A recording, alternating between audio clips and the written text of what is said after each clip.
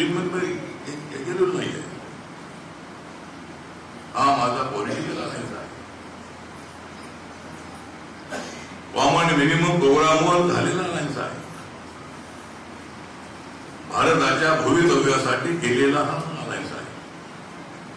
बाबासाहेबांचं संविधान मजबूत करण्यासाठी अलायन्स आहे. बाबासाहेबांच्या अनेक स्मारकांची कामं पूर्ण करण्यासाठी अलायन्स आहे. दलितांना न्याय मिळवून देण्यासाठी अलायन्स आहे. बौद्ध समाजाला आपले हक्क मिळाले पाहिजे यासाठी अलायन्स आहे. हा माझ्या मंत्रिपदासाठी अलायन्स अजिबात नाही. आणि नरेंद्र मोदी साहेबांना माहित आहे की आठवड्याला सोबत घेतल्याशिवाय आपलं जमणार नाही. मला माहित आहे की नरेंद्र मोदी साहेबांच्या सोबत राहिल्याशिवाय माझंही जमणार नाही.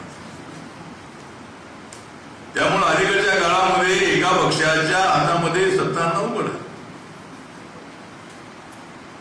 आणि म्हणून कुठल्या तरी पक्षासोबत युती केल्याशिवाय आपल्याला निवडून येता येईल.